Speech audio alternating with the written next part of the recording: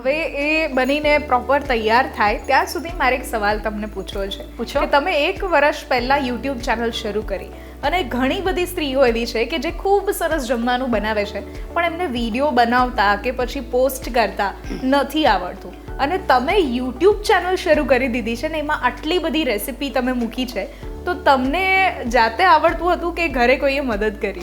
ના, મને ખાલી રસોઈ બનાવતા જ આવડતી હતી, બાકી ઝીરો, બધી જ રીતે ઝીરો.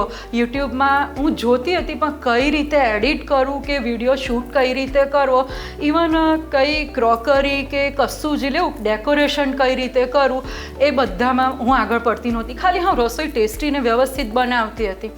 પણ જે ગાર્નિશિંગનું કામ છે અને વિડીયો ઉતારવાનું એ મારા હસબન્ડ કરતા હતા. એમનો ફૂલ સપોર્ટ મને હતો.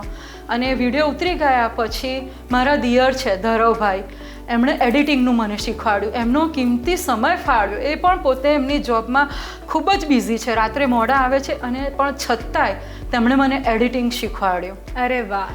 એટલે જ હું દરેકને કહેવા માગું છું કે દરેક ગૃહિણી હોય તેને રસોઈ તો બનાવતા આવડતી જ હોય છે, પરંતુ આ રીતે સોશિયલ મીડિયામાં કઈ રીતે આગળ આવવું તે નથી આવડતું. તો પહેલો સપોર્ટ તે તેમના પોતાના જ પરિવારજનો આપે ને, તે વધારે સારું છે.